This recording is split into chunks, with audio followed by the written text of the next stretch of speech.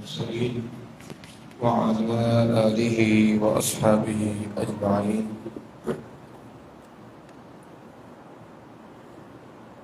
آقا کریم صلی اللہ تعالی علیہ وآلہ وسلم نے ارشاد فرمایا، بے شک اللہ تعالی ظالم کو مہلت دیتا ہے، پھر جب اسے پکڑتا ہے تو اسے نہیں چھوڑتا۔ اللہ ظالم کو مہلت دیتا ہے، جب رب پکڑتا ہے تو پھر رب کی پکڑ بڑی سخت پکڑ ہے۔ ان بطش ربک لشدید، کہ بے شک تیرے رب کی پکڑ بڑی سخت پکڑ ہے۔ تو مالک پہلے اپنے بندوں کو مہلت دیتا ہے، اللہ انہیں ڈھیل دیتا ہے کہ یہ بندے باز آ جائیں، باز آ جائیں، باز آ جائیں۔ جب بندے باز نہیں آتے تو پھر رب کی پکڑ میں آ جاتے ہیں۔ تو جب یہ ہمارے یہاں کہا جاتا ہے کہ اللہ کے ہاں دیر ہے اندھیر نہیں، اس کا مطلب یہ کہ مالک مہلت دیتا ہے، رب کا عذاب آنے میں تاخیر ہوتی ہے، وہ اس کی حکمتیں ہیں۔ تو رب کی لاٹھی بے آواز ہے، تو اس کا بھی یہی مطلب ہے کہ رب کا کوڑا جب برستا ہے تو وہ کس وقت برس جائے اس کا علم اللہ رب العزت کو ہی ہے۔ تو فرمایا کہ وَلَا تَحْسَبَنَّ اللَّهَ غَافِلًا عَمَّا يَعْمَلُ الظَّالِمُونَ، ہرگز ظالم اس بات سے غافل نہ ہو جائے کہ ہم جو کر رہے ہیں معاذ اللہ رب کو اس کی خبر ہی نہیں ہے۔ فرمایا کہ نہیں، اللہ ہرگز غافل نہیں ہے ظالموں کے عمل سے، اللہ اسے خوب جانتا ہے۔ وہ کہتے ہیں نا کہ حضرت سیدنا وہب رحمۃ اللہ تعالی علیہ فرماتے ہیں کہ کسی ملک میں ایک ظالم جابر مغرور قسم کا بادشاہ تھا، اور اس نے ایک عظیم الشان محل تیار کروایا، اور اس محل پر اس نے کافی دولت خرچ کی۔ جب تعمیر مکمل ہوئی تو بادشاہ اپنے گھوڑے پر اپنے وزیروں کے ساتھ سوار ہو کے اس محل کے دائیں بائیں آگے پیچھے چکر لگانے لگا، اور اس محل کی خوبصورتی کو دیکھنے لگا۔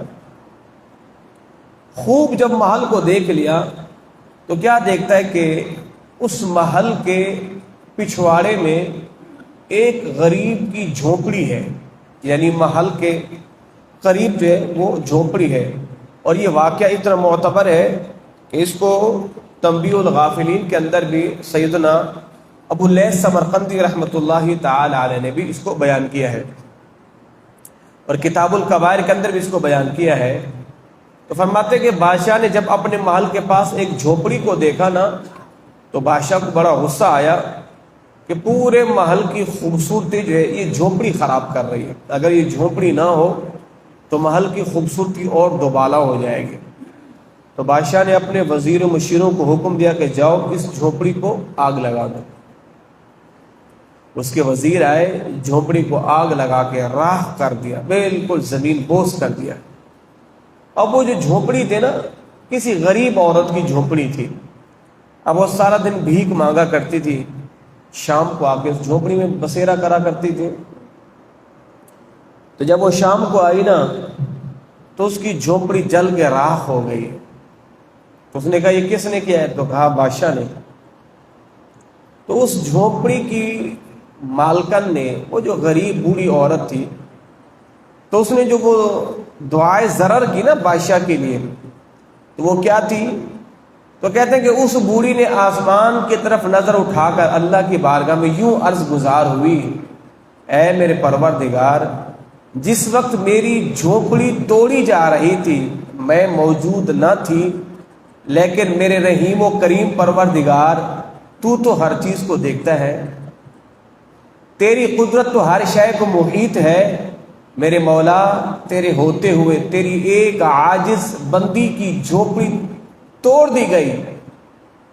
تو یہ اس بوڑھی کی اور الفاظ تھے۔ اور جناب ابو لیث سمرقندی نے اور الفاظ نقل کیے ہیں کہ اس بوڑھی نے آسمان کی طرف نظر کر کے کہا، اے پروردگار، جب میری جھونپڑی توڑی جا رہی تھی میں تو نہیں تھی تو تو تھا، میں تو نہیں تھی تو تھا، تو مالک تیری ایک عاجز بندی کی جھونپڑی کو جلا دیا گیا ہے، میں نہیں تھی تو تھا نا۔ اللہ اکبر۔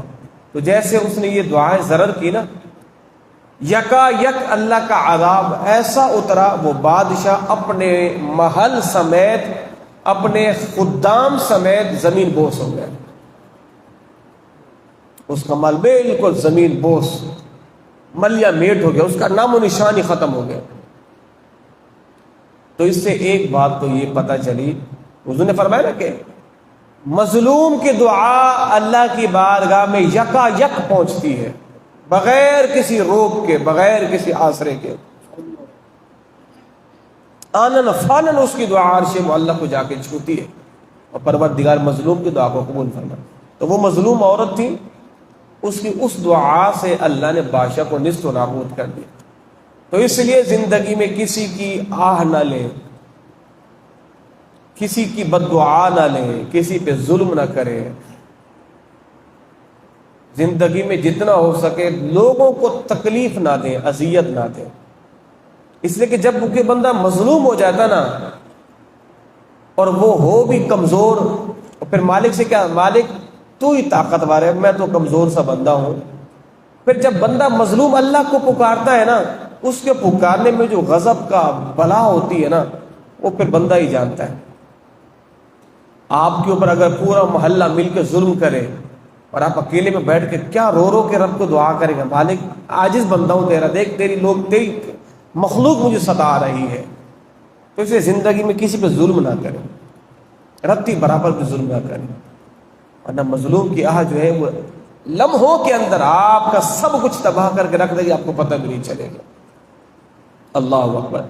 تو آقا کریم صلی اللہ تعالی علیہ وآلہ وسلم نے حضرت معاذ بن جبل کو یمن کی طرف حاکم بنا کے بھیجا۔ تو سرکار مدینہ جب صحابہ کرام کو بھیجا کرتے تھے نا کسی بھی علاقے کا حاکم بنا کے یا عامل بنا کے یا گورنر بنا کے، تو سرکار انہیں چند نصیحتیں فرمایا کرتے تھے۔ تو جناب معاذ بن جبل کو جب سرکار نے بھیجا نا، تو حضور نے فرمایا کہ اے معاذ تم اہل کتاب کی طرف جا رہے ہو، یعنی یمن کے رہنے والے یہودی عیسائی ہیں، اور تم انہیں اس بات کی طرف بلانا کہ اللہ کے سوا وہ کسی کی عبادت نہ کرے، اور اللہ کے سوا کوئی عبادت کے لائق نہیں، اور میں اللہ کا رسول ہوں۔ اگر وہ یہ بات مان لے تو بے شک اللہ نے ان پر دن رات میں 5 نمازیں میں فرض کی ہیں۔ اگر اللہ کو مان لیتے ہیں تو پھر تم نے ان سے کہنا ہے کہ اب 5 نمازیں بھی دن میں پڑھا کرو۔ پھر اگر یہ بھی مان لے تو پھر ان سے کہنا کہ تم پر زکوٰۃ بھی فرض ہے۔ اور جب یہ مان لے، اور پھر فرمایا کہ اے معاذ لوگوں پہ ظلم نہیں کرنا، لوگوں پہ ظلم نہیں کرنا، اور مظلوم کی بد دعا سے بچنا۔ یہ حضور نے معاذ بن جبل اپنے صحابی کو کہا۔ تو گویا کہ سرکار کی یہ سنت ہے، سرکار نے اپنے غلاموں کو جب حاکم بناتے تو فرماتے مظلوم کی بد دعا سے بچنا، نہ ان پر جانی ظلم نہ مالی ظلم، کسی طرح کا ظلم ان پر نہیں کرنا، مظلوم کی بد دعا سے بچنا، مظلوم کی بد دعا سے بچنا، مظلوم کی بد دعا سے بچنا۔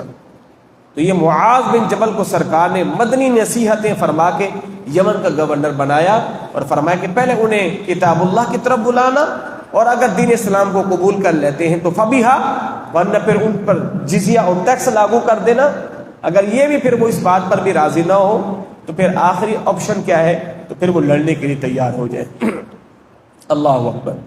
حضرت سیدنا ابو حمید عبد الرحمن بن سعد سعدی رضی اللہ تعالی عنہ ارشاد فرماتے ہیں کہ سرکار نے ایک صحابی تھے ابن لطبیہ، سرکار نے جو ہے وہ انہیں عامل بنایا کس بات کا، اس بات کا کہ تم جاؤ لوگوں سے زکوٰۃ وصول کر کے۔ اب جب وہ زکوٰۃ وصول کرنے کے لیے گئے، زکوٰۃ وصول کر کے آئے اور عرض کی کہ یا رسول اللہ یہ زکوٰۃ ہے اور یہ میرا تحفہ ہے، یعنی میں زکوٰۃ لینے گیا تھا تو لوگوں نے مجھے تحائف بھی دیے ہیں، تو یہ جو مال ہے یہ مجھے لوگوں نے تحفے میں دیا ہے، اور یہ جو ہے نا یہ زکوٰۃ یہ بیت المال کی ہے۔ سرکار مدینہ جلال میں آ گئے اور حضور منبر پہ جلوہ فروز گئے، فرمایا کہ ہم لوگوں نے کچھ لوگوں کو عامل بنایا، اب وہ آ کے کہتے ہیں کہ یہ زکوٰۃ کا مال ہے، یہ ہمارا مال ہے، تو حضور نے فرمایا جاؤ اپنی ماں کے گھر بیٹھ جاؤ، میں دیکھتا ہوں لوگ تمہیں کیسے تحفہ دیتے ہیں. جاؤ اپنے گھروں پہ جا کے بیٹھ جاؤ، میں دیکھتا ہوں تمہیں لوگ کیسے تحفے دیتے ہیں اگر تم سچے ہو. لوگ تمہیں تحفہ کیوں دے رہے ہیں؟ اس لیے دے رہے ہیں کہ تم ہمارے نائب بن کے جا رہے ہیں. اور یہ بھی پتا چلا، حضور نے فرمایا اگر کوئی عامل، یعنی زکوٰۃ وصول کرنے والوں کو عامل کہتے ہیں، اگر اس کو کوئی بندہ تحفہ دیتا ہے تو وہ تحفہ شرعاً لینا جائز نہیں ہے، اس لیے کہ وہ تحفہ دراصل رشوت ہے. رشوت ہے. رشوت کیوں کہ جائے؟ اب تم نے اس سے زکوٰۃ وصول کرنی ہے. تم نے کہا جناب تمہارے اتنی بکریاں ہیں، اس کی یہ زکوٰۃ ہے، تمہارے اتنے اونٹ ہیں، اس کی یہ زکوٰۃ ہے، تمہارے پاس اتنا سونا ہے، اس کی یہ زکوٰۃ ہے. جب تم زکوٰۃ وصول کرو گے تو پھر وہ تمہیں بطور رشوت، جناب یہ 2 بکریاں میری طرف سے آپ کی تحفہ ہے، یہ بیت المال کا نہیں ہے. اب کیا ہے؟ اب رشوت آ گئی. اب ممکن ہے کہ تم اس سے زکوٰۃ صحیح معنی وصول نہ کر سکو کہ تم نے اس سے رشوت لے لی. اس لیے فرمایا، حضور نے فرمایا کہ جس نے بیت المال سے چند بکریاں یا چند اونٹ لیے، قیامت کے دن اس کے منہ سے یا تو اونٹ کے بڑبڑانے کی آواز آئے گی یا پھر بکری کے میں کی آواز آئے گی کہ جس نے بیت المال سے یا جس نے مسلمانوں سے ایک اونٹ یا ایک بکری کو ہتھیا لیا. تو حضور نے فرمایا جاؤ پھر گھر میں بیٹھ جاؤ. تو اس سے یہ بھی پتہ چلا، اگر آپ کسی ملک کے وزیر ہیں، مشیر ہیں، سفیر ہیں، اور آپ کو کوئی اگر تحفے تحائف ملتے ہیں تو وہ دراصل تحفے تحائف بیت المال میں جمع ہوں گے، نہ کہ آپ اسے اپنے گھر لے کے جائیں گے. آپ کو کیوں ملے؟ آپ ایک ملک کے نمائندہ بن کے آئے ہیں. ہاں اگر آپ ملک کے نمائندہ نہیں ہوتے پھر آپ کو کوئی دیتا تو آپ کا ہوتا. تو وہ جو اس نے دیا ہے وہ آپ کو ایک ملک کے نمائندہ سفیر ہونے کی وجہ سے، تو وہ آپ کا ذاتی نہیں ہے، وہ بیت المال میں جمع ہوگا. اللہ اکبر. تو آقا کریم صلی اللہ تعالی علیہ وآلہ وسلم نے کتنی جو ہے بہترین صحابہ کرام کو تبلیغ فرمائی. اب صحابہ کرام معاذ اللہ مظلوم ظلم کرنے والے تو تھے نہیں، مگر حضور نے صحابہ کرام کو تبلیغ کر کے رہتی دنیا کے لوگوں کو پیغام دے دیا ہے کہ جب ہم اپنے اصحاب کو یہ تبلیغ کر کے بھیج رہے ہیں تو تم پر بدرجہ اولا لازم ہے کہ تم ان چیزوں کا خیال کرو. اللہ اکبر. حضرت ابو ہریرہ رضی اللہ تعالی عنہ سے حضور نے ارشاد فرمایا کہ جس کا اپنے مسلمان بھائی پر اس کی عزت یا کسی اور چیز کے حوالے سے کوئی ظلم ہو تو اسے چاہیے اس دن سے پہلے آج ہی معافی حاصل کر لے. جس دن درہم و دینار کوئی بھی کام نہیں آئے گا، آج معافی مانگ لو. قیامت کے دن درہم و دینار نہیں بلکہ تمہیں پھر اپنے نامہ اعمال دینے پڑیں گے. تو کسی پہ ظلم کیا ہے، کسی پہ زیادتی کی ہے، کسی کا حق مارا ہے، آج جیتے جی اس سے معافی تلافی کر لو، اس سے درگزر کر لو. جیسے ممکن ہو معافی مانگ لو، چاہے تمہیں ہاتھ جوڑنے پڑے، پاؤں میں گرنا پڑے، گڑ گڑانا پڑے، جیسے ہو سکے آج معافی مانگ لو. قیامت کے دن پھر یہ معافی تمہارے لیے وبال جان بن جائے گی. اللہ اکبر. تو فرمایا کہ آج ہی جو ہے تم معافی تلافی کر لو تاکہ قیامت کے دن تمہارے لیے معاملات آسان ہو جائیں. حضرت عبداللہ بن عمر بن عاص رضی اللہ تعالی عنہ سے مروی ہے، حضور نے ارشاد فرمایا مسلمان وہ ہے جس کی زبان اور ہاتھ سے دوسرے مسلمان محفوظ رہیں، اور مہاجر وہ ہے کہ جو اللہ کی منع کردہ چیزوں کو چھوڑ دے. حقیقی مسلمان کون ہے؟ کہ جس کے زبان سے اور جس کے ہاتھ سے دوسرا مسلمان بھائی محفوظ رہے. اگر آپ کی زبان بھی لوگوں کو اذیت دیتی ہے اور آپ کا ہاتھ بھی اذیت دیتا ہے، آپ حقیقی معنی مسلمان نہیں ہیں. اور مہاجر کون ہے حقیقی معنی میں؟ حقیقی معنی اللہ نے جس کام سے منع کیا اس کو چھوڑ دو، وہ حقیقی معنی میں مہاجر ہے. حضرت عبداللہ بن عمر بن عاص رضی اللہ تعالی عنہ سے مروی ہے کہ سرکار کے سامان کی ایک شخص دیکھ بھال کر رہا تھا اور اس کا نام کرکرا تھا، تو وہ انتقال ہو گیا. تو حضور نے فرمایا کہ وہ جہنم میں ہے. تو صحابہ کرام نے عرض کی یا رسول اللہ وہ جہنم میں کیوں ہے؟ تو حضور نے فرمایا اس نے خیانت کی ہے، اس نے خیانت کی ہے.